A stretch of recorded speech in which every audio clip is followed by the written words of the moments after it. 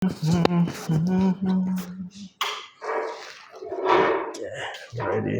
for you. All right. You guys ready to hear the word of the Lord?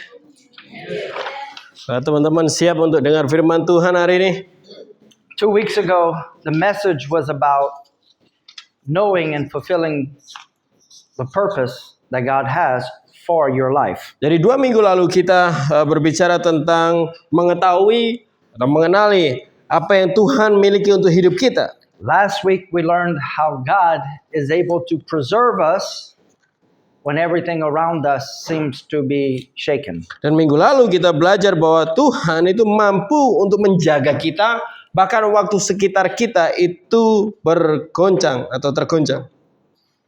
And this morning we're going to learn about how to live without compromise. Dan bagi hari ini kita belajar tentang bagaimana kita hidup tanpa kompromi. Because if we can live without compromise, then we can fulfill our calling and God can preserve us. Dan kalau kita hidup tanpa kompromi, kita bisa menghidupi panggilan kita dan juga Tuhan akan menjaga kita. We're going to start off with the definition of compromise. Kita akan mulai dari definisi dari kompromi. It means something that is vulnerable to attack. Sesuatu yang rentan sekali untuk terserang. Or having a weakness in your integrity. Atau memiliki kelemahan atau menjadi titik lemah bagi integritasmu. We learn in the sayings that you can have a whole armor on, but if there's one little gap, the enemy knows how to use that vulnerability. Jadi ada perkataan menyatakan walaupun kau memiliki semua baju perang di tubuhmu, tapi kalau ada satu lubang musuh tahu di mana dia bisa masuk. This morning we're going to learn that a small compromise leads to death. Kita akan belajar pada pagi hari ini bahwa kompromi yang kecil itu bisa membawa kepada kematian. Because if it's true for something small, it's true for something big. Karena kalau itu sungguh-sungguh bagi sesuatu yang kecil, pasti juga untuk sesuatu yang besar. And all sin that leads to death starts off looking kind of innocent. Karena semua dosa yang kelihatan bahwa kematian itu selalu dimulai dari sesuatu yang kelihatannya tidak apa-apa. Does anybody know what that Jewish concept is called? Ada yang tahu konsep dari Ibrani atau Yahudi tentang hal ini? Kalbe Komer. See, as Greeks, we like to think, it's just little sin. Nah, jadi bagi seorang yang punya latar belakang Yunani seperti kita berpikir, hanya dosa yang kecil. But God had impressed on the Israelites that every sin that they commit can lead to death. Tapi Tuhan telah menekankan kepada Israel bahwa setiap dosa yang mereka lakukan akan membawa kepada kematian. We're going to start in James chapter 1. Kita akan mulai di Yakobus 1.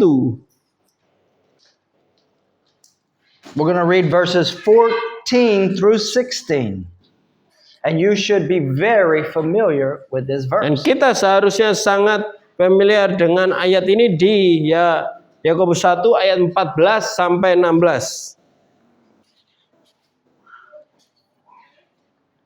It says, "But each person is tempted when they are dragged away by their own sinful or evil desire and enticed. Then after that desire has conceived, it gives birth to sin.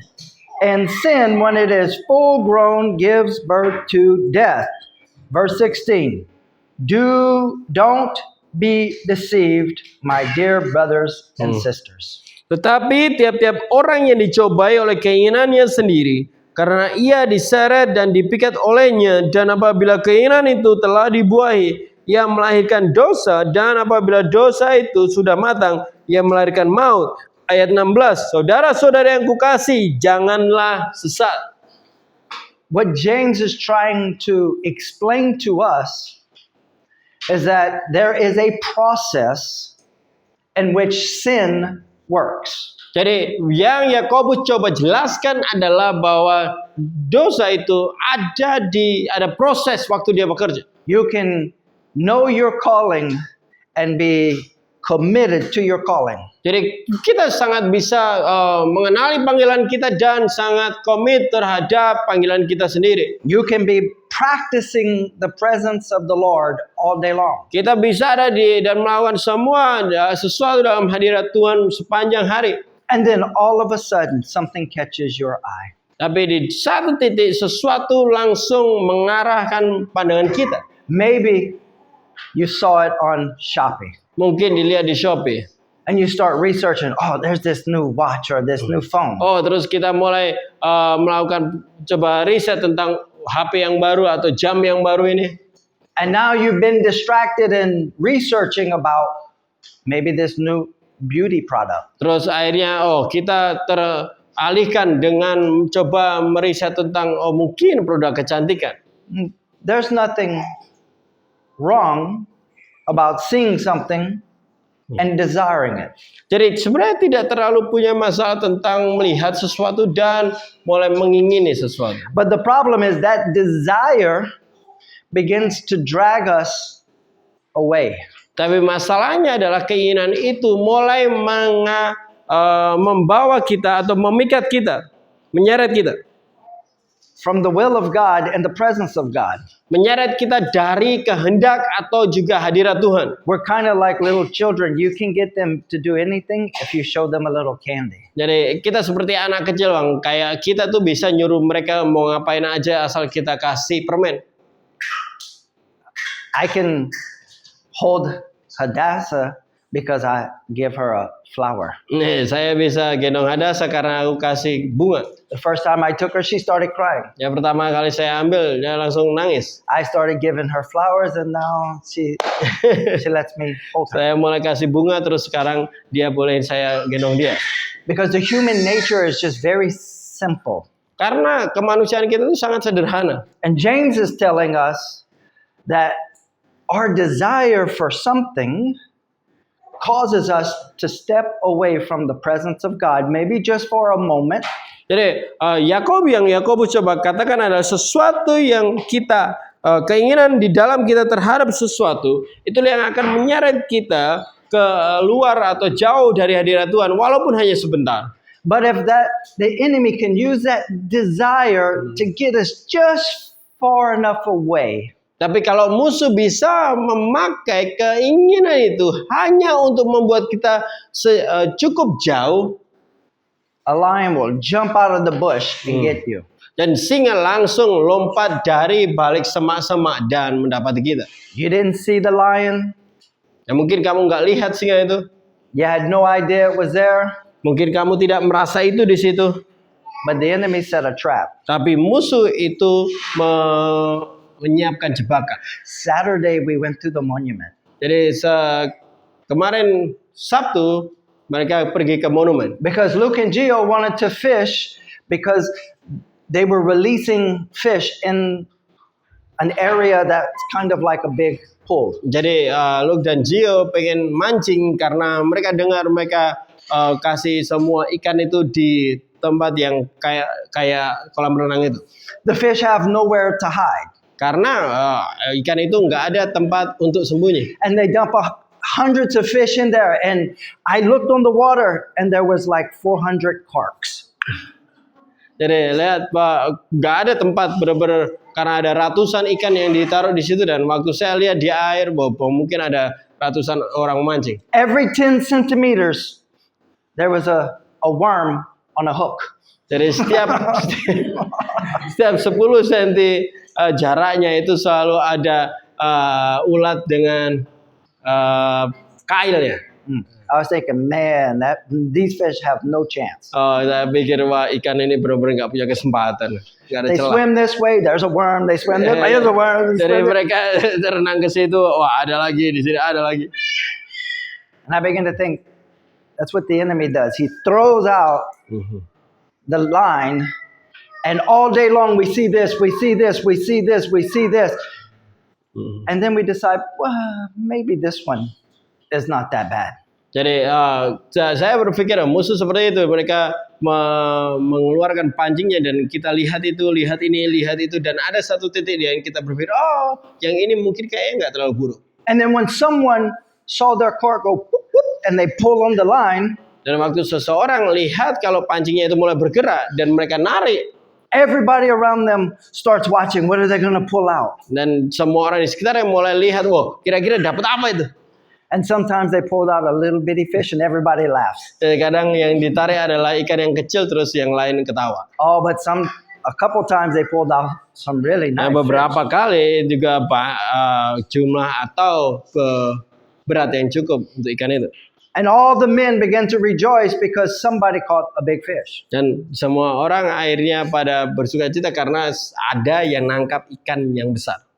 And maybe I'm crazy, but I begin to think this is how the demonic world works. Ya mungkin saya agak gila, tapi saya mulai berpikir ya mungkin ini gimana dunia jahat itu juga bekerja.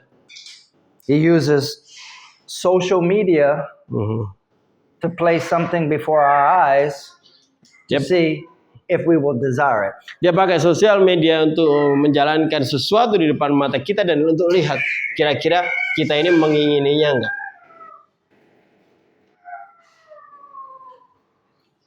The enemy knows the algorithm.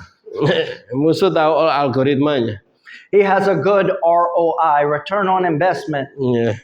for his temptations. Jadi mereka punya ROI ya, atau pengembalian dalam investasinya untuk semua cobaan yang mereka lakukan. Let's look at some examples of how small compromises ended with big consequence. Kita lihat beberapa contoh di mana ya kompromi sedikit yang akan mendapati mereka di konsekuensi yang besar. You guys know the story of Judges chapter 14? Teman-teman tahu cerita di Hakim-Hakim 14? Who do you think we're going to talk about first this morning? Kira-kira siapa yang pertama yang akan kita ngomongkan? Samson. Tentang Samson. Big fish, not a little fish, big fish, Samson. Oh, ini benar-benar ikan yang gede nih. Samson. Samson Betawi. Samson's parents receive a command from the Lord that he is not to cut his hair, nor is he to drink wine, or even touch grapes. Jadi Tuhan memberi perintah kepada orang tua dari Samson untuk tidak boleh potong rambut dan juga nggak boleh minum anggur. Because his calling is to deliver his people, the Danites, from the hands of the Philistines. Karena tujuan hidupnya atau visinya adalah untuk membebaskan orang-orang Dan itu dari tangan Filistin. And the first story we hear of Samson is that he is on the edge of a vineyard. Tapi ada satu cerita yang dimana dia bahkan ada di dekat dari ladang anggur. What's a vineyard? Apa itu tempat ladang anggur? Place of grapes, right? Tempat dari anggur itu. But maybe he doesn't go in the vineyard, he's just going by the vineyard. Ya mungkin kita berpikir oh dia nggak masuk ke ladang itu, tapi mungkin ya lewat sampingnya aja. What leaps out of that vineyard and tries to kill him? Kira-kira apa yang keluar dari ladang itu yang mencoba untuk membunuhnya? A lion. Singa. You see, he's not in the vineyard, but God is showing him, hey, there is death in this vineyard, and you should stay very far away from it. Jadi lihat bahwa memang dia bahkan nggak masuk ke ladang itu, tapi Tuhan tuh coba untuk tunjukkan bahwa ada kematian di dalam ladang itu dan kamu harus jauh-jauh dari itu. It's human nature to want to get as close to the edge of the cliff and not jump off. Jadi sangat manusiawi sekali dalam diri kita kalau kita mau untuk mendekati ujung dari tebingnya itu tapi nggak pernah lompat. But Samson is so close to what's forbidden that a lion can come out of it and attack him. Tapi Simpson di sini sangat dekat banget untuk kepada sesuatu yang dilarang dan bahkan singa bisa keluar untuk menyerang. But by the grace of God, the power of God comes on him and he kills the lion. Jadi dengan kuasa Tuhan dan kasih karunia Tuhan akhirnya dia bisa membunuh singa ini. But Samson should have seen that as a warning. Tapi Samson seharusnya lihat itu sebagai sebuah peringatan. It should have opened his eyes and he's like, I got to be careful. I don't compromise my calling because something I had no idea could come out and get me. Dia harus sadari bahwa sesuatu yang bisa membahayakan panggilanku ini bisa keluar dan membahayakan mendapati aku. But it's recorded in history that Samson had not learned his lesson. Tapi tercatat di dalam sejarah bahwa Simpson ini tidak belajar dari pembelajarannya. Because in Judges chapter 16, we see him spending the night with prostitutes. Jadi ya di Hakim-Hakim 16 akhirnya kita lihat dia menghabiskan malam bersama seorang wanita tunasusila. I'm sure that story is in there. It's just one sentence. Jadi cerita ini cuma di situ cuma satu kalimat. But it's to show us the condition that Samson is in. Tapi ini untuk menunjukkan kondisi di mana Samson atau Simpson berada. While there is a call of God on his life. Waktu ada panggilan Tuhan bagi hidupnya. And the very next story is that he sees a Philistine woman he wants to marry. Dan akhirnya cerita berikutnya dia melihat wanita Filistin yang dia pengen nikahi. He's supposed to deliver Israel from the Philistines and now he's going to marry one. Dia malah seharusnya menyelamatkan Israel dari Filistin. Malah sekarang dia pengen menikahi salah satunya. Yeah, a lot of parallels with Solomon. Ya ini sangat sekali punya sambungannya atau paralelnya kepada Salomo. Now, you'll read it says, what they didn't know is that God was able to work even in that situation. Ya, sesuatu yang kita baca terus akhirnya, mungkin kita nggak tahu kalau Tuhan bahkan bisa bekerja di dalam situasi macam begitu. God was going to make the Philistines come against Samson so Samson could go to war with the Philistines. Jadi Tuhan akhirnya membawa Filistin itu untuk mengalahkan atau melawan Simpson sehingga Simpson itu bisa memerangi Filistin. Samson is supposed to break the power of the Philistines because his people, the Danites, are supposed to occupy that land. Jadi Simpson itu seharusnya mengalahkan Filistin karena orang-orang Dan itu seharusnya menguasai tanah itu. The only time Samson kills a Philistine is for revenge. Jadi satu-satunya saat di mana Simpson itu bisa mengalahkan Filistin itu hanya karena membalas dendam. It means his own personal gain. Artinya untuk dirinya sendiri. And now he's gone from compromise to being completely without integrity. Tapi tadinya dia mulai dari dari berkompromi sampai kepada tidak punya integritas. And the enemy cuts his hair off. Dan akhirnya musuh memotong rambutnya, barbershop.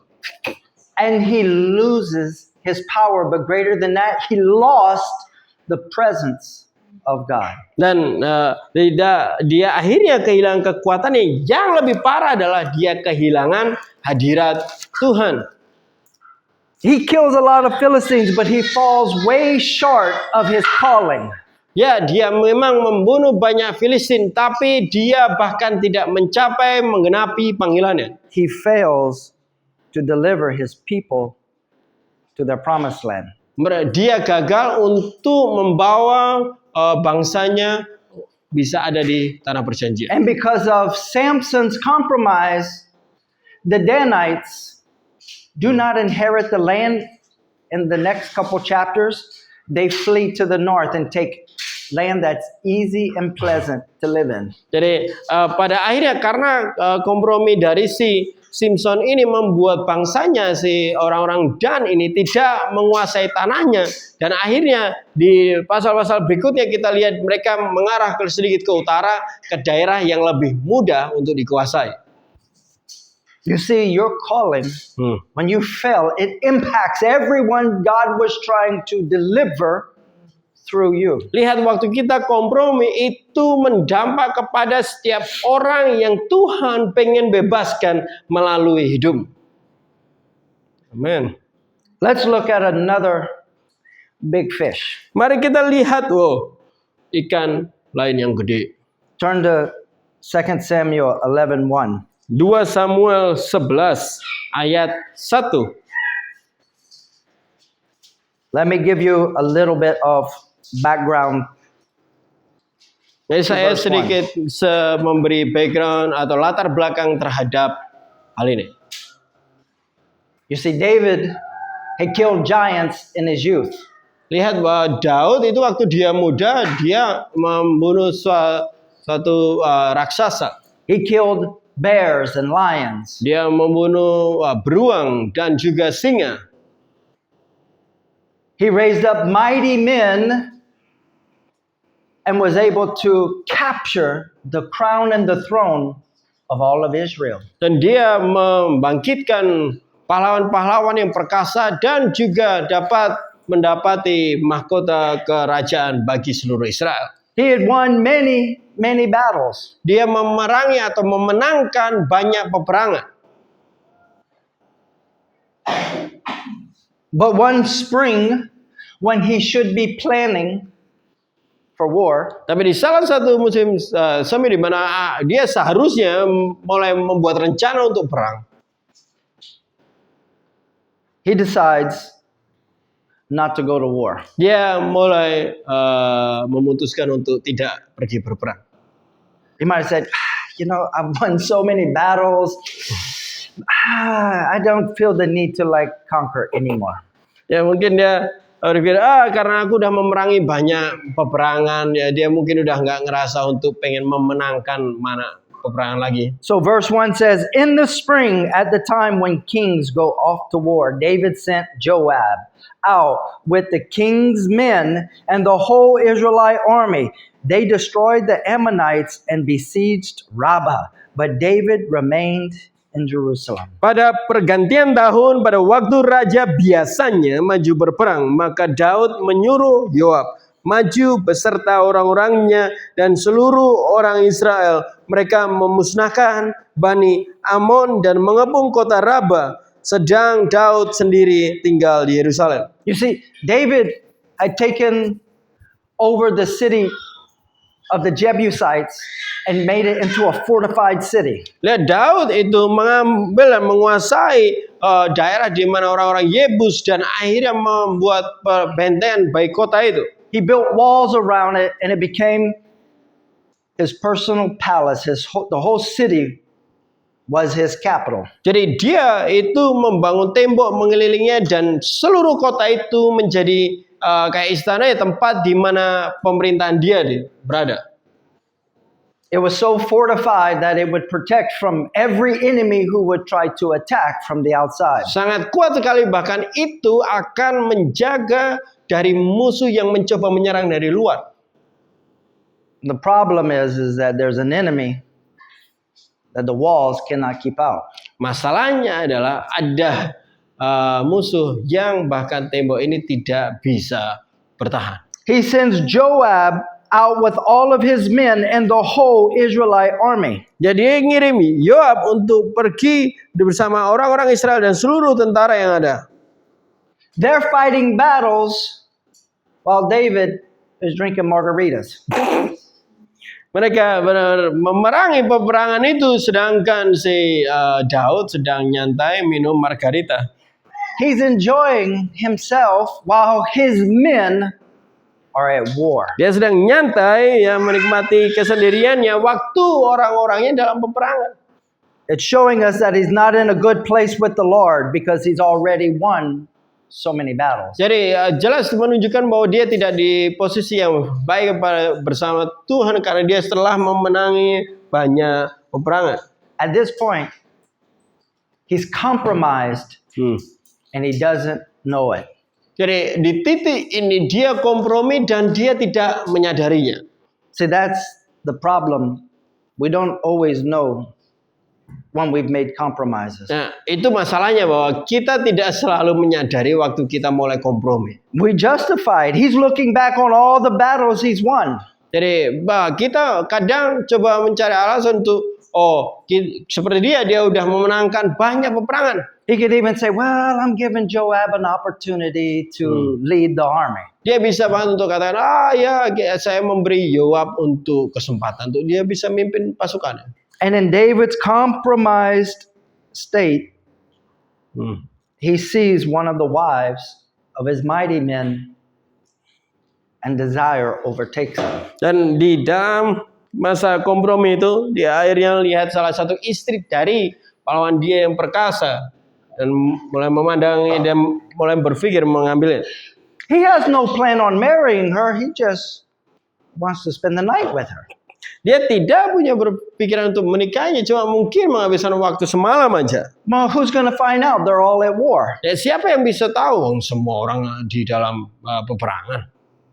Except for maybe a month or two later, Mungkin kecuali di 1 atau 2 bulan berikutnya, David gets a message, your sin is about to be found out. ya, Daud akhirnya mendapati pesan bahwa dosanya hampir ketahuan. And because David is compromised, he's like, I can fix this. Karena Daud itu berkompromi terus dia berpikir, aku bisa memperbaiki hal ini. Call Uriah off the battlefield and have him lay with his wife, and then no one will find out. So, panggil Uria untuk balik dan biarin dia nikmati malam bersama istrinya dan tidak ada satu orang pun nanti bisa tahu. But what we see is Uriah will not compromise. Dan tetapi yang kita lihat adalah Uria tidak berkompromi. While his men are at battle, he will not indulge his desires. Dan waktu timnya atau pasukannya ada di dalam peperangan, dia tidak akan menikmati kenikmatan untuk dirinya sendiri. Completely opposite of David's actions. Sangat berlawanan dengan tindakan yang Daud ambil. Uriah is sleeping outside and will not sleep with his wife as long as his soldiers' lives are in danger. Dan Uria dia terus tidur di luar selama pasukannya masih ada di dalam bahaya. And now the one who's compromised sees the man who will not compromise. Dari sekarang posisinya adalah orang yang kompromi, lihat orang yang tidak mau kompromi, And falls for the old sin. dan akhirnya kembali jatuh pada dosa-dosa yang sudah lama. I will fix my problem by killing you. Aku akan membereskan masalahku dengan membunuh kamu.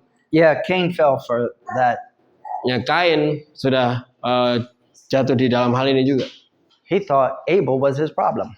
Dia berpikir Habel itu masalahnya. David has Uriah killed because David's sin and because of David's sin and his desire to cover it up. Jadi akhirnya Uria itu mati karena dosanya Daud yang mencoba dan juga mencoba untuk menutupinya. You know why we cover up our sin? Teman-teman tahu kenapa kita kadang menutupi dosa kita? Because we think we just made a little mistake and we're not going to do it again, so we just cover that up. Nobody needs to see Sekarang that. kita berpikir bahwa ini dosa yang kecil, aku mau tutupi aja, kita nggak akan lakukan lagi karena nggak perlu ada yang tahu. I'll just delete that from my web search history. Aku cuma delete aja dari history saya. Nobody has to know. Nggak ada yang nanti tahu.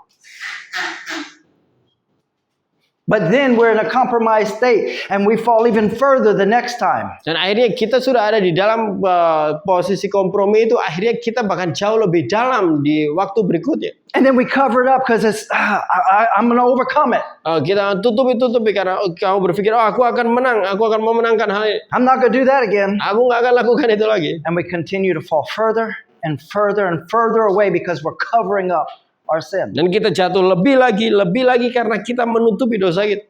Because we think it's not bad enough. I mean, I got this. Jadi, karena kita berpikir enggak terlalu buruk, aku bisa mengendalikannya. See, David is trying to cover it up because he's like, hey, I got this. I'm the king. I can fix this. Jadi, Daud mencoba menutupinya, aku bisa menyelesaikannya, aku raja. Santai. And he actually thinks that he covered up his sin. Dan benar-benar dia berpikir bahwa dia benar-benar berhasil menutupi. But he doesn't realize how far from the Lord he actually is. Tapi dia tidak sadari posisinya sudah seberapa jauh dari Tuhan. Small compromises in our faith or our personal values are rarely harmless. Jadi sedikit kompromi itu di dalam nilai yang ada dalam kita itu akan mulai melukai. What seems minor or insignificant in the moment can gradually weaken your moral conviction.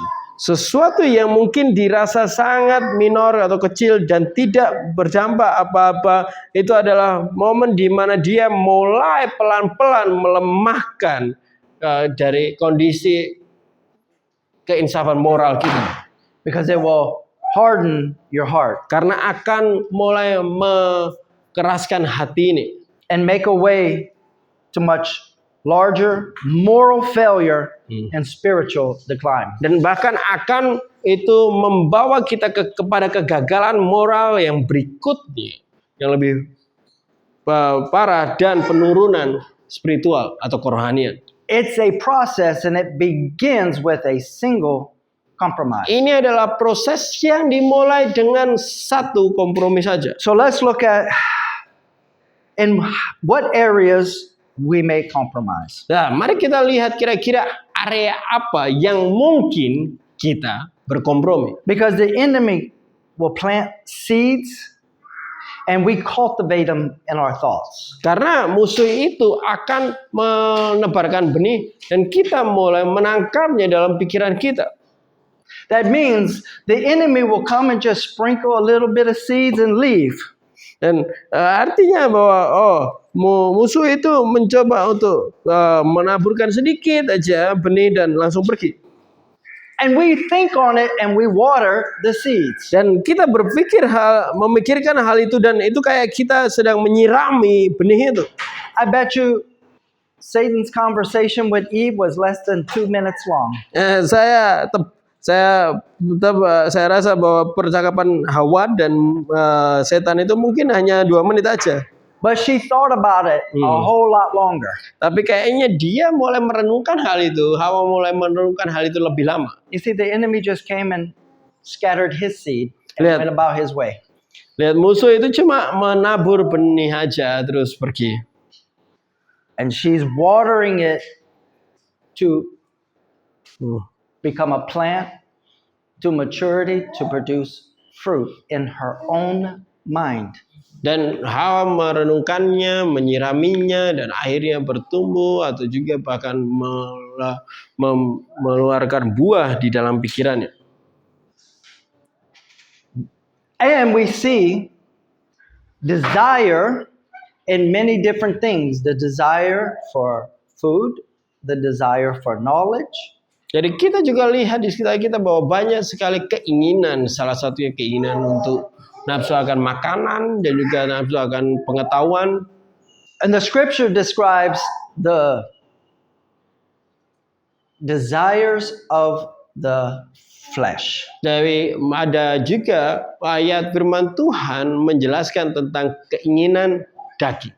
The lust of the eyes. Dan juga keinginan mata. And the pride of life. Dan kesombongan hidup.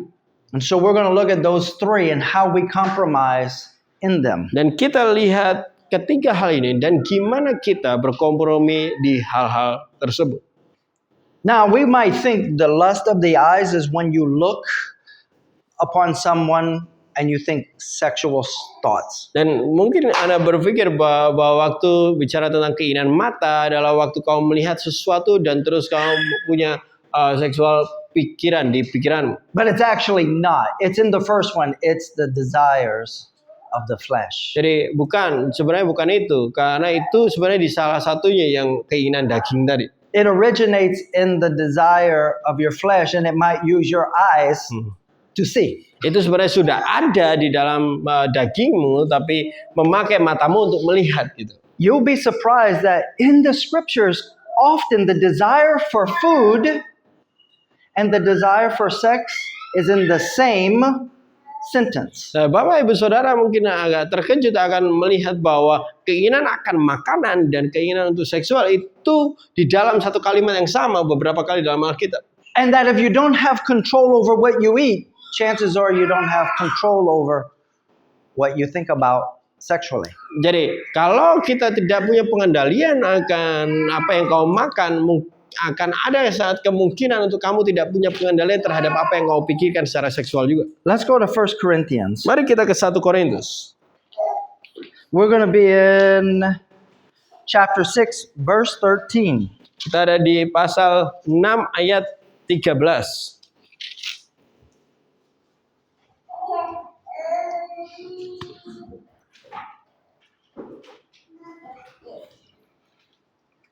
Do you guys have a heading right before verse 12? Apakah Bapak Ibu Saudara punya judul gitu di sebelum ayat 12? What is it? Sexual immorality. Jadi dikatakan nasihat untuk percabulan. So it should have nothing to do with food and hunger, right? Jadi seharusnya tidak ada hubungan dengan makanan dan juga kelaparan, betul? Look at verse 13. Food for the stomach and the stomach for food, but God will destroy them both. The body is not meant for sexual immorality, but for the Lord, and the Lord for the body. Ayat 13, makanan adalah untuk perut dan perut untuk makanan, tetapi kedua-duanya akan dibinasakan Tuhan. Tapi tubuh bukanlah untuk percabulan, melainkan untuk Tuhan dan Tuhan untuk tubuh. Here is a comparison that from the stomach we have a desire to eat. Jadi ini adalah perbandingan adalah dari perut kita itu memiliki keinginan untuk makan. It's not wrong to be hungry. Jadi tidak salah untuk jadi lapar. But because we desire foods that are not good for us, tapi karena kita mengingini makanan yang nggak baik untuk kita, we cannot have control over what we eat. Akhirnya kita tidak punya pengendalian terhadap apa yang kita makan.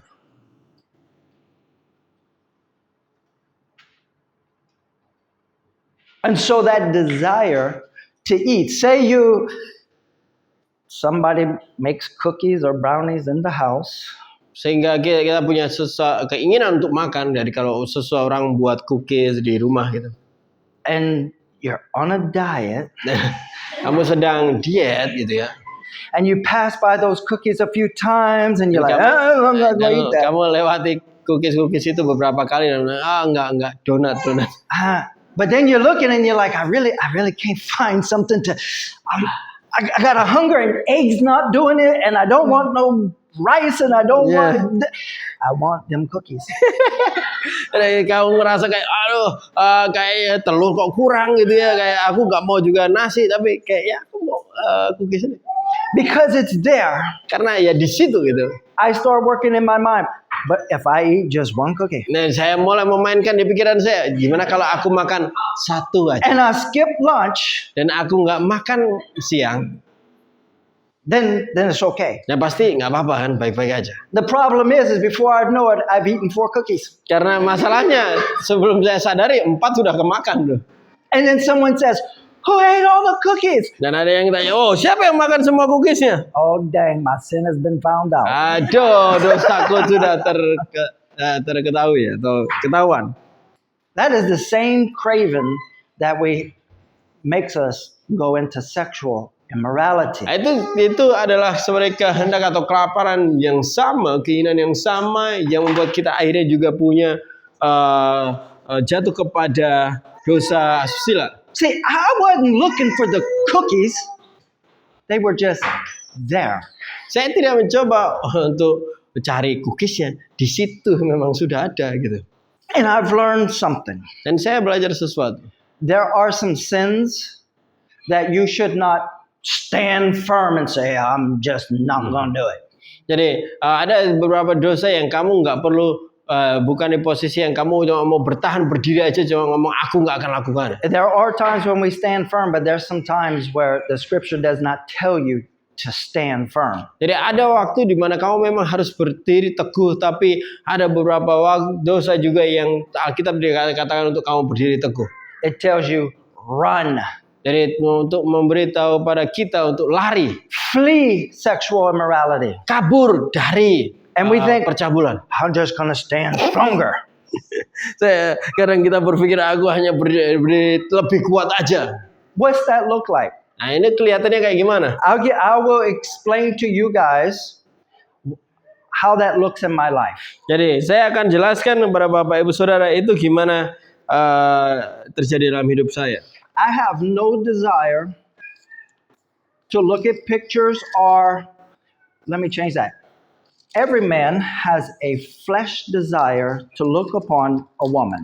Jadi setiap pria punya kedagingan untuk melihat wanita. The fact that I'm married means I'm in covenant that my eyes belong to one woman. Jadi karena saya dalam pernikahan saya punya perjanjian di mana mata saya hanya melihat satu wanita. But sometimes you can download an app because you want to find out the news. Jadi kadang kamu bisa download satu aplikasi yang mungkin kamu pengen cari berita. But the enemy wants to throw out his bait. Tapi kadang musuh itu pengen juga kasih umpan, sebarkan umpannya. So it's called an algorithm. Ini yang disebut algoritma. It knows I'm a male. Dia tahu saya cowok, It knows my age, tahu umur saya, and it knows at what hour I normally open the app. The Dan app is called bahkan tahu jam berapa saya biasanya buka aplikasi itu. Aplikasinya namanya X, formerly known as Twitter.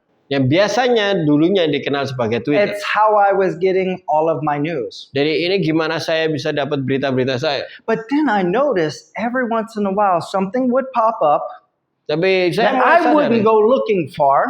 Saya mulai sadari ada sesuatu yang muncul gitu aja yang saya tidak mencoba mencari. But it was there just like those cookies. Tapi itu di situ kayak cookies tadi. That I'm looking for something else, but it keeps popping up. Tapi saya cuma cari sesuatu yang lain tapi terus muncul. And maybe it was an accident or maybe it wasn't, but when I went to swipe up, it made a click instead of swipe up. And I saw more than I wanted to. Jadi tanpa saya sadari waktu saya coba untuk swipe ke atas aja, tapi kayaknya mungkin keklik terus itu nunjukin lebih lagi daripada yang saya mau. And I could say, well, I love X. I love getting the news. It's most of the news out there is quoting what you find on X. Jadi padahal saya tunjukkan saya suka X karena di situ saya mendapati berita dan semua berita yang kita lihat di tempat lain itu biasanya berasal dari X. But I know how compromise works, and you don't eat just one cookie. Tapi saya tahu gimana kompromi itu bekerja karena pada akhirnya kamu gak akan makan hanya satu cookie saja. So I immediately closed it, uninstall. Jadi saya langsung tutup dan tidak uninstall.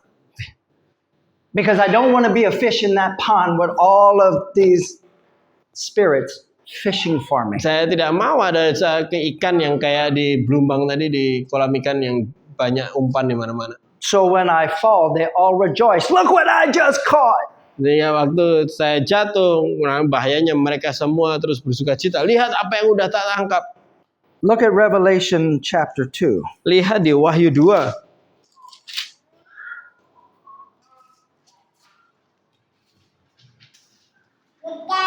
Look at verse 14. Lihatlah ayat 14. He says, "Nevertheless, I have a few things against you. You have people there who hold to the teachings of Balaam, who taught Balak to entice the Israelites to sin by eating food sacrificed to idols and committing sexual immorality." Lihat di ayat 14, tapi aku mempunyai beberapa keberatan terhadap engkau. Di antara kamu ada beberapa orang yang menganut ajaran Bileam, yang memberi nasihat kepada Balak untuk menyesatkan orang Israel supaya mereka makan persembahan berhala dan berbuat zina. Eating what they ought not led to sexual immorality. Sorry, repeat. Eating what they shouldn't led them into sexual immorality. Makan sesuatu yang mereka seharusnya tidak boleh makan itu akan membawa kepada perzinahan. Jump down to verse 20. Mari kita lompat ke ayat 20. "Nevertheless, I have this against you. You tolerate that woman Jezebel, who calls herself a prophetess.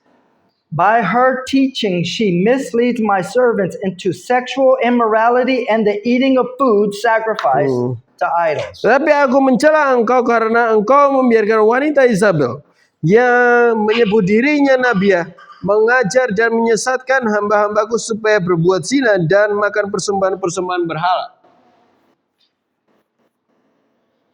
And so, the desires of the flesh may start as food, but it ends in sexual immorality. Lihat bahwa keinginan daging itu mungkin mulai dari makanan, tetapi akan berakhir pada percabulan perzinahan. Because we fail to have self-control in the little thing, we will fail to have control in the big thing. Karena kita gagal untuk memiliki kendali di hal yang kecil, akhirnya kita gagal karena punya kendali untuk hal yang besar juga. And so, me and Mr. Reese has been fasting for about 6 months on one day of the week. Jadi Pak Bre dan Mr. Esa itu udah berpuasa ya kurang lebih 6 bulan terakhir, dan di salah satu hari di satu minggu. And it's not been for spiritual reasons. Dan tidak untuk alasan rohani. It's been to lose some weight. Jadi sudah untuk mengurangi berat badan. And I would have to say, at least on my part, 50% of the times I have compromised. Jadi saya bisa katakan untuk paling nggak untuk diri Pak Bren sendiri adalah saya kompromi 50%.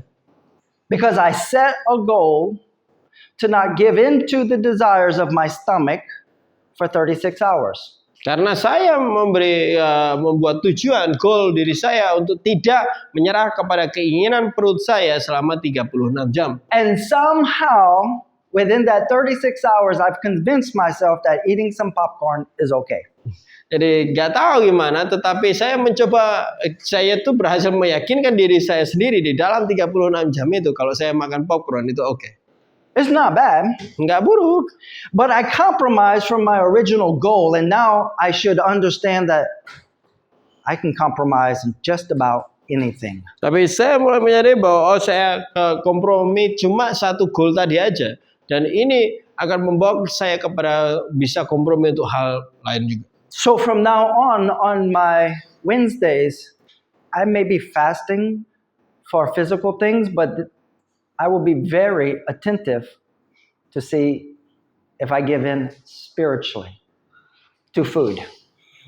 Dan juga bahwa sekarang tiap Rabu saya juga melihat bahwa ini mungkin hanya terjadi tidak hanya fisik, tetapi di dalam secara rohani saya juga akan coba melihat apakah saya menyerah kepada makanan. You want to find out how much you're willing to compromise? Set a fast. Jadi kira-kira mau temukan seberapa sering kita kompromi, coba berpuasa. Don't set yourself up for failure and choose a 7-day fast to start with. Jangan buat dirimu gagal terus kamu buat langsung aku mau puasa 7 hari. Choose like a 24 or 36 hour fast. Coba pilih 24 jam atau 36 jam. Trust me, it's enough to see what's in you that you don't know is in there. Jadi ini cukup untuk melihat apa yang di dalam Bapak Ibu Saudara yang tidak disadari. Let's move along. Mari kita lanjutkan. Oh, actually, before we move along, let's talk about Job. Mari kita bicara tentang Ayub. Since we talked about food, let's talk about sexual immorality. Jadi selagi kita bicara tentang makanan, mari kita lihat bicara tentang percabulan. Because sexual immorality doesn't begin with a sexual act. Karena percabulan itu tidak dimulai dari tindakan seksual. Where did Jesus say sexual immorality begins? Jadi di mana Yesus katakan itu percabulan dimulai? When we see something. Waktu kita mulai melihat sesuatu. And instead of turning away, we might take a second look, think about what we saw. Bukannya kita malah beralih, tetapi malah lihat sedikit dan mulai memikirkan apa yang barusan terlihat. You ever been walking through the mall and you see a beautiful woman and you're like, don't look, don't look, don't look, don't look, and you're like, what's that store over there? Jadi pernah lihat ke mall terus ada yang cantik terus, jangan lihat, kira-kira itu apa di situ, toko apa situ? When you take that second look, you're compromising because you know you should not look. Jadi waktu kamu ambil langkah untuk lihat yang kedua, itu kamu mulai kompromi karena kamu tahu kamu seharusnya tidak boleh lihat. Now that's kind of a gray area if you're still single and you see a beautiful person and you look again, you're like, yes, I have confirmed they're a beautiful person. Ya mungkin itu agak abu-abu karena mungkin untuk single terus kamu untuk lihat kedua kali, oh iya benar dia cantik sih. Because you're still on the market. Ya kamu masih di mana? Kamu masih di pasar memang ya. But married men should not confirm that she's a beautiful woman. Jadi tetapi pria yang udah menikah tidak perlu mengkonfirmasi, oh iya dia cantik. Or women confirm that he's a handsome. Dan seorang wanita juga tidak perlu mengkonfirmasi hal itu. Maybe I'm more wicked than all of y'all if you think you've never taken a second look when you shouldn't have. Jadi mungkin saya paling lebih jahat Pak Ibu Saudara kalau kamu berpikir tidak pernah coba untuk lihat kedua kali.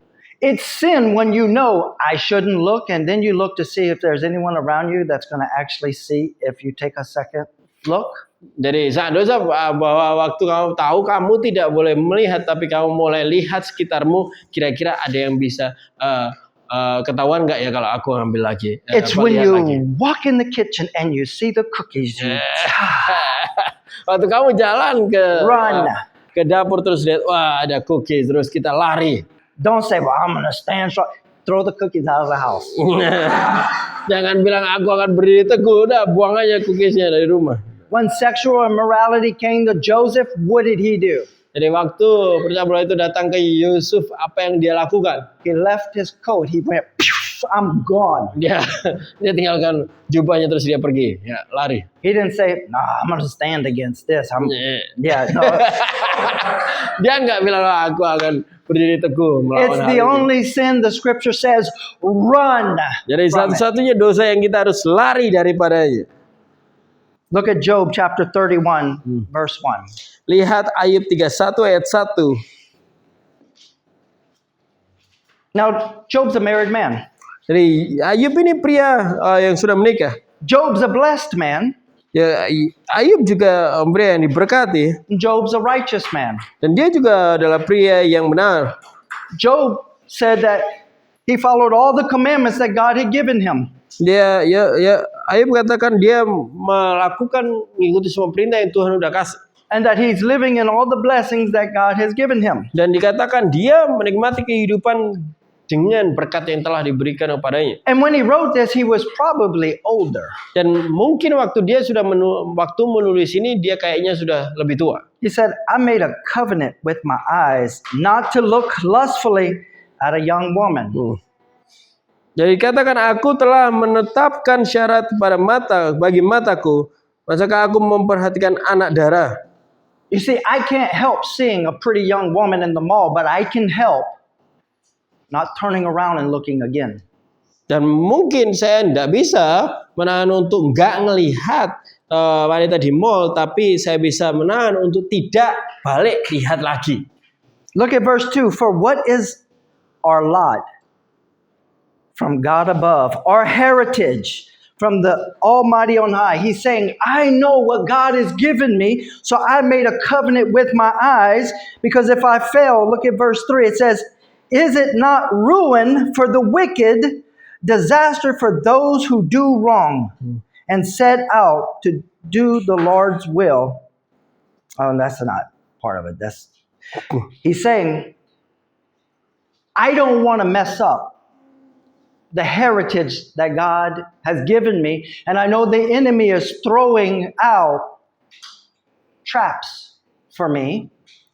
Nah, lihat di ayat 2 bahwa dia dikatakan memiliki pusaka yang telah ditetapkan. Dia tahu apa yang Tuhan udah karuniakan, makanya dia tidak mau kompromi terhadap hal itu. Dan lihat di ayat 3, bukankah kebinasaan bagi orang-orang yang curang jadi kemalahan bagi mereka yang melakukan kejahatan. And he realizes that if he looks upon a young woman and has some physical thoughts, that puts his entire inheritance and heritage at risk. Jadi dia tahu betul bahwa waktu dia lihat anak darah atau wanita yang muda itu dan mulai membiarkan itu ada dalam pikirannya, dia menaruh pusaka atau warisan yang Tuhan sudah miliki untuk hidupnya di dalam bahaya. It says verse 3, is it not ruin for the wicked and disaster for those who do wrong? What's he talking about? What is it? Waktu ayat 3 dikatakan bukan kebinasaan bagi orang-orang yang curang dan mereka yang melakukan kejahatan. Nah, apa yang dia sedang bicarakan di sini? To not have control over your desires. Ini adalah bicara tentang yang tidak punya kendali terhadap keinginan. But a little compromise, I'll recover. Ya, mungkin ya kompromi kecil, mungkin aku akan pulih lagi. Yeah, Samson and David show us that they didn't recover. Jadi, tetapi Simpson dan Daud menunjukkan kepada kita bahkan tidak ada pemulihan di situ. And in both situations, death was produced. One of them was for Samson, the other one was for Uriah, the righteous. Jadi di dua-duanya itu ada kematian. Satunya untuk Simpson, yang satunya untuk Uriah. The lust of the eyes is more about seeing something you want as a possession.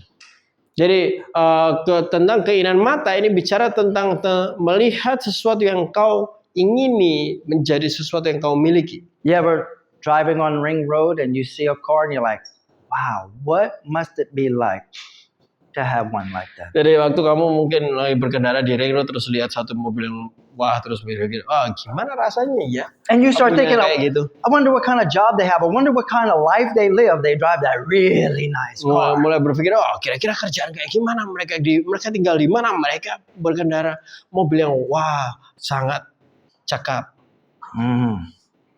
That's the lust of the eyes. Nah, itulah keinginan mata. You're scrolling through Shopee and you're like, whoa, that's nice. I'm just going to add it to the cart. I'm not going to buy it, just add it to the cart.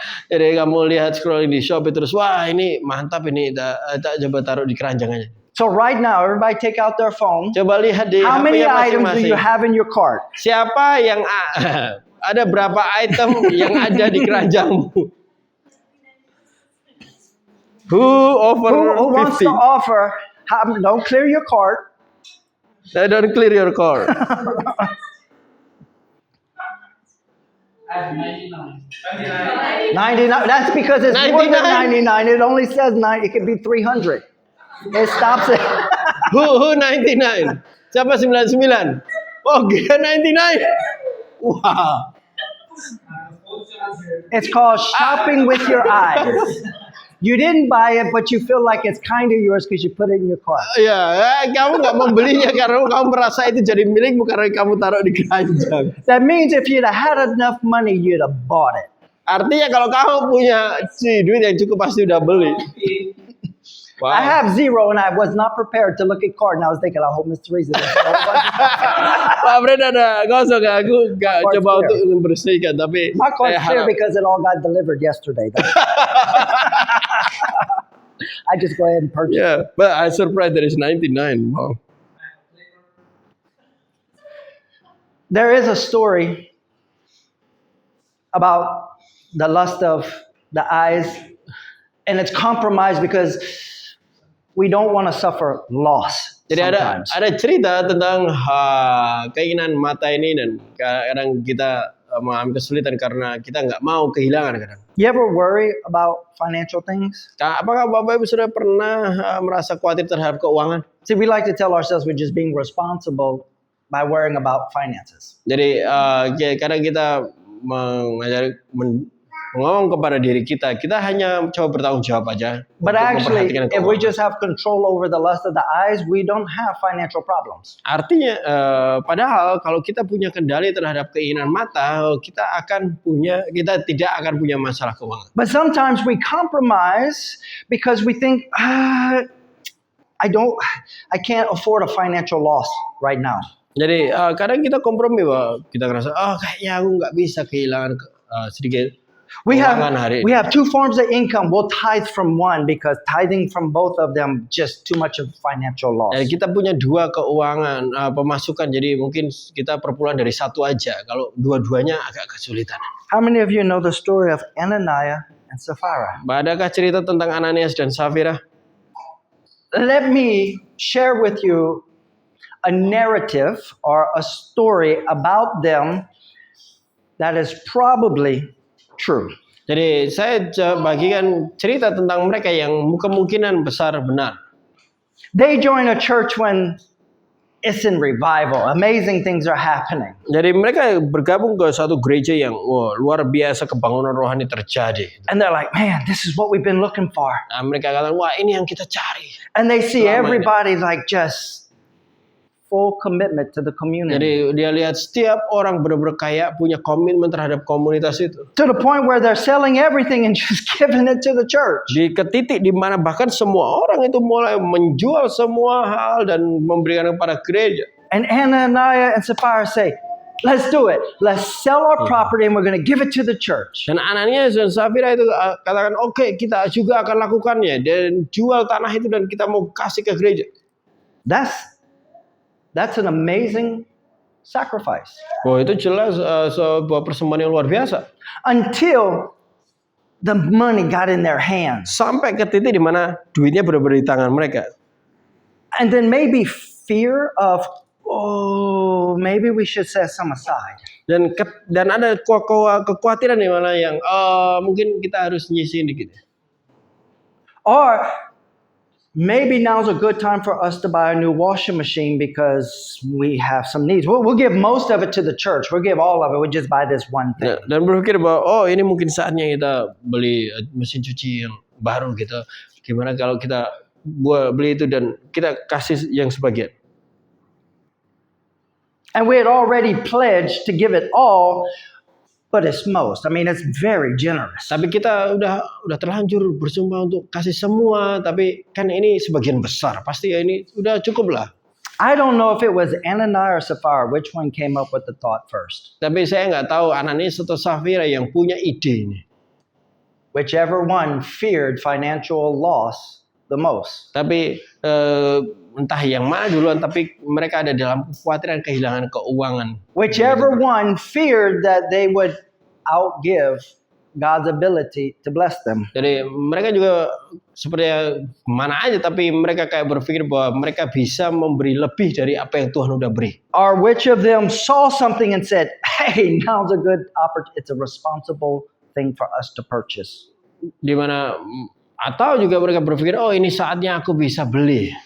And we just tell everyone that this is all the money that's left from selling the property. Dan dia kan bisa tinggal kasih tahu aja kepada semua orang ya, ini duit yang tersisa dari penjualan tanah. And so I think they're feeling pretty good about their offering. Dan kayaknya mereka merasa luar biasa tentang persembahan yang mereka bawa. And they bring it to the feet of Peter. Dan mereka bawa kepada kaki Petrus. And Peter asked, is this the full amount that you received from the sale of your property? Nah, dan Petrus katakan, oh apakah ini jumlah sepenuhnya dari yang kamu dapat dari jual tanah itu? You see, there was a little compromise somewhere. And when we compromise, what do? We cover it up and we say, yes, it's the full amount. Jadi waktu kita ada titik kompromi sedikit, di mana kompromi itu terjadi, kita katakan, ya ini sepenuhnya. Ananias says, yes, because he knows they had compromised, but they think it's a little and it's not that bad. Jadi Ananias ya tadi ya karena ya dia tahu kalau dia kompromi tapi karena dia rasa itu kecil jadi dia tutupi karena dia rasa itu tidak terlalu buruk. We're still giving God most of it. Kita masih memberi Tuhan sebagian besar. And right after he says yes, wham, he hits the ground dead. Dan waktu dia bilang ya, langsung dia terkapar mati. It's a Calvé Comer example. Your small compromise has led to your death. Itu Calvé Comer, contoh dari Calvé Comer di mana kompromi yang kecil itu membawa kepada kematian. It's the same result if they would have gotten away with it and continued for the next 20 years. It would have led to their death and spiritual death. Ini adalah hasil yang sama waktu kalaupun mereka menghidupi itu sampai 20 tahun adalah tentang kerohanian yang mati juga. Because they would have lived compromised. Karena mereka akan menghidupi secara kompromi juga sama aja. And it just wasn't Ananias. His wife shows up in a few hours later and she proves she's compromised also. Dan tidak hanya Ananias, istrinya juga akhirnya datang dan dia menunjukkan bahwa dia juga kompromi juga. Sometimes we set out to do the will of God, but we compromise because we really love comfort. Jadi terkadang kita benar-benar berkomitmen untuk melakukan kehendak Tuhan, tapi kita kompromi karena kenyamanan. Say you're going to buy a new car, and your priorities is it needs to be functional for the community. We can go on a trip and put a lot of people in it. Jadi pertama mungkin kita mau beli mobil, terus salah satunya adalah list yang kita taruh adalah untuk bisa memberi muat banyak untuk teman-teman yang lain. It's got to be a good price. Yang pasti harus ada di harga yang baik, Must be in good condition. harus di kondisi yang baik. But then when you go look at cars, you find one, you're like, whoa, look at the sound system in this car. Waktu kita mulai lihat mobil terus, oh lihat ada sound system di mobil ini. Wow, it's got computers and AI and everything. I could probably afford this. Oh ada komputer, terus ada AI, mungkin aku bisa beli ini. Right now, me and Teresa are going through it because we're looking for a house and we have to list priorities. Dan sekarang Pak Bre dan Miss Teresa juga melewati masa ini karena kami sedang mencari rumah dan harus menulis prioritasnya. Number one priority is location. Jadi nomor satu adalah lokasinya. That means no matter if it is not within the walking distance of the community, the answer is no. I don't care how good of a house it is. Jadi kalau tidak jarak bisa tempuh dengan jalan kaki di komunitas, itu tidak peduli seberapa baiknya rumah itu. I don't care if they offer me to live there for free. It's a compromise. Saya nggak peduli kalau mereka gratisin saya pun, itu masih kompromi di situ. The second priority is that it must be functional for what God is calling the Vincents to do right now, which is to have a bigger home for when we have teams and discipleship. Jadi yang kedua adalah untuk gimana bisa memfasilitasi terhadap apa yang The Vincent, yang Tuhan panggil bagi The Vincent saat ini, yaitu yang harus agak lebih gede karena supaya kalau bisa ada tim datang atau juga pemuritan. So if it's the perfect 3-bedroom house, I can't do it. Ya kalau ya mungkin rumah yang cantik yang kamarnya 3 ya jelas saya nggak bisa. The only way I get a 3-bedroom house is if it meets the first requirement and it's right there. There's no other option. Kalau nggak ada opsi lain, satu-satunya saya terima yang 3 kamar tadi ya. Kalau dia bisa masuk di pilihan yang pertama tadi, yang cuma situ dan nggak ada opsi lain. Because location is the main reason we are moving. Karena lokasi adalah satu-satunya alasan kenapa kita mau pindah. Or we're going to choose. Atau itu jadi syarat pertama untuk memilih. Now, comfort is there when you walk in and you're like, ooh, you're going to have to repaint all of this. Ya, kenyamanan ya terus berpikir, oh berarti harus ngecat ulang semua ini. Aduh. The water is leaking here. Di mana ada kebocoran. Ooh, squatty potty there. Aduh, itu toilet jongkok di situ. You see, when comfort comes, it starts to rise up on your list of what's important. Lihat kenyamanan, waktu kenyamanan itu datang, terus akhirnya itu bahkan mulai naik di dalam list yang lebih penting tadi, prioritas tadi. And if you're not careful, you can compromise so much that you live in a nice house 2 kilometers down the road that has a pool, but you're on the other side of a highway and you can't walk to the community. Dan kalau kita kompromi banget, terus akhirnya kita pilih tempat yang mungkin ada kolam renangnya yang 2 km dari sini, yang di sisi satu dari ring road yang kamu bahkan nggak bisa jalan untuk datang ke sini. I expect the perfect house Saya to show up just further than we're willing to live. Jadi saya bahkan berekspektasi akan ada pilihan rumah yang sempurna secara pilihan, tetapi agak jauh lebih dikit dari yang kita pikirkan. I expect the enemy to go right in the perfect spot. Saya berekspektasi musuh itu mulai melempar umpan benar-benar di spot yang Hit all of the things that minister to our comfort need. Jadi benar-benar masuk kepada semua yang ada bisa melayani kenyamanan kita. Kind of like the rich young ruler. His desire is eternal life. Seperti anak muda yang kaya raya, dia punya keinginan untuk hidup kekal. And he's convinced whatever it is, I'm going to do it. Dan dia bahkan teguh banget, niat banget untuk ngomong apapun yang perlu dilakukan, aku lakukan. And he's like, good teacher, what do I need to do? Because I'm willing to do it. Dia katakan, guru, apapun yang perlu aku lakukan, aku mau lakukan. Sell all of your comfort. Sell all of your power. Give it all away. And then come follow me. Dan katakan, jual semua kenyamananmu, jual semua kekuasaanmu, dan berikan itu semua juga, dan datang ikut aku.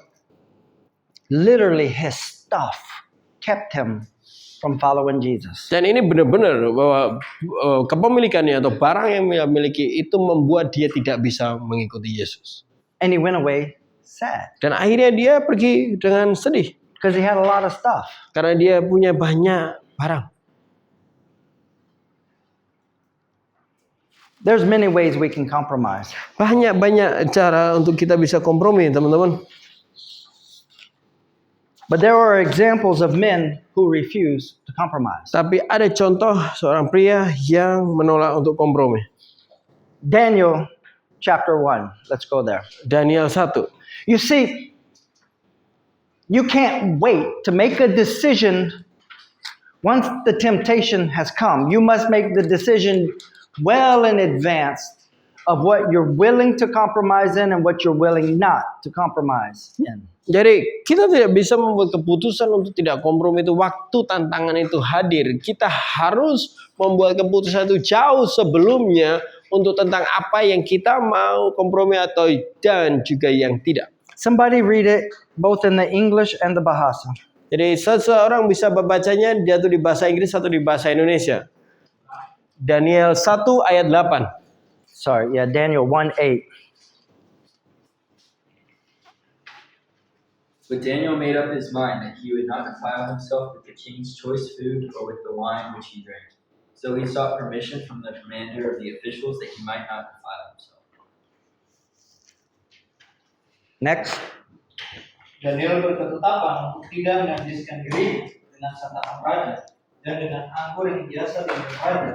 Dimintanya kepada pemimpin pegawai istana itu supaya ia tak usah menajiskan diri. So when Daniel realizes that he's called into serving the service of the king, Jadi waktu Daniel sadari bahwa dia menjadi bagian dari tata layan untuk raja, that's like a huge job promotion. itu kayak itu kenaikan pangkat yang luar biasa. And the first thing that comes to his mind is if I'm in the king's service, they're going to feed me the king's food and the king's wine, and that will defile me. Dan pertama langsung yang terbesit di pikirannya bahwa kalau aku menjadi bagian dari pelayanannya raja, mereka pasti akan kasih makan aku makanan dan juga anggur raja, dan itu bisa menajiskan aku. So even before it's placed in front of him, he's like, I'm not going to do it. Bahkan sebelum itu diletakkan di depan dia langsung udah punya keputusan untuk aku tidak akan melakukannya.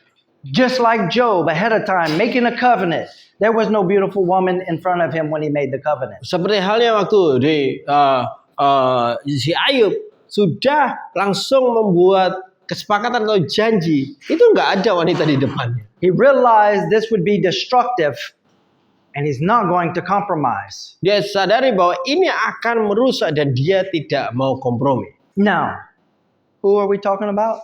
Jadi, siapa yang sedang kita bicarain di sini? Daniel? Daniel?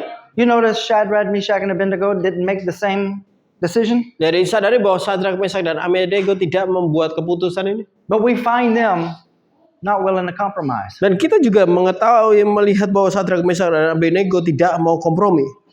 Because they saw the conviction that Daniel had, and it encouraged them to have the same conviction. Dan itu mereka melihat conviction atau tekatan hatinya Daniel yang membuat mereka juga menghidupi hal yang sama. You would think that Daniel's decision would have a negative effect on his physical appearance. Dan kita mungkin berpikir bahwa keputusannya itu bisa punya dampak negatif terhadap penampilannya.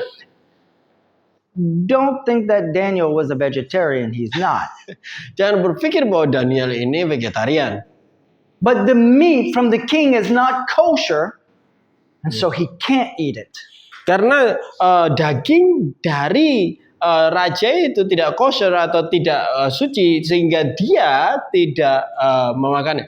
It would make him unfit for what God has called him to. Karena itu bisa membuat dia tidak menjadi bagian apa yang Tuhan telah panggil untuk dia. But the person in charge says, if you don't eat it, it's going to make you unfit to serve the king. Tapi yang tadi melayani makanan itu katakan, oh kalau kamu nggak makan ini, kamu nanti tidak masuk di dalam orang-orang yang akan melayani raja. And Daniel says, well, let's see what my God can do. Because if I put myself at a calorie deficit for righteousness, he's able to make me not look sickly. Sickly. Like I'm sick. Because they said, you're going to look sick. You can't go before the king looking sick. Oke, jadi dia katakan, kita lihat kalau gimana nanti Tuhanku berkuasa atau apa yang Tuhanku akan lakukan dan apakah aku akan terlihat sakit. But he committed himself for the rest of his life not to defile himself because he was concerned more about his calling to God than his service to Nebuchadnezzar. Jadi dia tidak benar-benar mau kompromi karena dia lebih mementingkan kepada pelayanan dia kepada Tuhan daripada kepada Nebukadnezar. And Shadrach, Meshach, and Abednego refused to bow to Nebuchadnezzar's idol because they predetermined they would not defile themselves. Ya, dan Sadrak, Mesak dan Abednego juga bertekad untuk tidak tunduk atau menyembah patung dari Nebukadnezar karena dia sudah bertekad sebelumnya untuk tidak menajiskan atau menggagalkan dirinya. I'm going to go ahead and close here because we've gone a long time giving examples. Dan kita akan tutup di sini karena kita sudah memberi lama tentang contohnya. But we're given this commandment from Jesus in Luke 9:23. It says, if anyone would come after me, let him deny himself and take up his cross daily and follow me. Dan kita lihat di sini bahwa ini kita ambil dari apa yang Yesus katakan di Lukas 9 ayat 23. That command is not for those who are willing to compromise. Jadi perintah ini sebenarnya bukan untuk orang-orang yang selalu mau kompromi. Oh yes, Jesus, I'll carry the cross, but you got to put some wheels on it for me. Oh Yesus, ya aku akan memikul salib ini tapi harus ada rodanya lah di bawah. I don't think there was wheels on Jesus' cross. Ya, saya rasa tidak ada roda di salibnya Yesus. If we compromise, we will go find a church where everybody else is compromised and compromises not a big issue. Jadi kalau kita mau hidup yang kompromi, silakan masuk ke gereja yang banyak semua orang kompromi dan kompromi itu tidak menjadi masalah bagi mereka. And we'll finish with Philippians 1:27. Kita tutup dengan Filipi 1 ayat 27. It says, conduct yourselves in a manner worthy of the gospel of Christ, so that whether I come and see you or remain absent, I will hear that you are standing firm in one spirit, with one mind, striving together for the faith of the gospel. Dikatakan di sini ayat 27, hanya hendaklah hidupmu berpadanan kepada Injil Kristus, supaya apabila aku datang dan melihat, apabila aku datang dan aku mendengar bahwa kamu berdiri teguh dalam satu roh, sehati sejiwa berjuang iman yang timbul dari pemberitaan Injil. You see, if we all predetermined not to compromise and we walk in a manner worthy of the gospel, Lihat Bapak Ibu Saudara, kalau kita itu bertekad dari sebelum ada tantangan itu untuk tidak kompromi dan terus berjalan bersepadanan dengan Injil, we will all stand firm in one spirit, kita semua akan berdiri teguh di dalam satu iman, satu roh. and all with one mind we will strive together for the faith of the gospel. Dan di dalam kesehatian dan sejiwa kita akan berjuang bersama-sama untuk pemberitaan Injil. So we'll close right here. Dan kita akan tutup di sini. We're going to ask someone to pray for us this morning, and I want you to ask the Lord to show you where you compromise. Jadi silakan ada yang berdoa untuk kita pagi hari ini. Tapi saya mau Bapak Ibu Saudara bertanya pada Tuhan And untuk tunjukkanlah di mana saya masih berkompromi. And don't argue with the Spirit by saying, yeah, but that's not that big of a deal, God. Jadi tapi jangan mulai berdebat kepada roh untuk katakan oh ini tidak Don't say, terlalu well, besar lah. I know I do that, but I would never go that far. Aku tahu aku melakukan itu tapi aku nggak akan sejauh.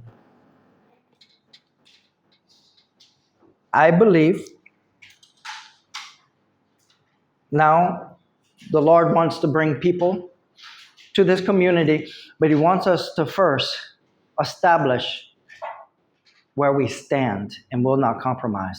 Jadi saya percaya bahwa Tuhan akan bawa orang-orang ke komunitas ini, tapi Tuhan juga pengen kita untuk memastikan kita tahu di mana kita berdiri dan tidak berkompromi. Pak Jo, would you pray for us this morning? Pak Jo boleh berdoa untuk kita.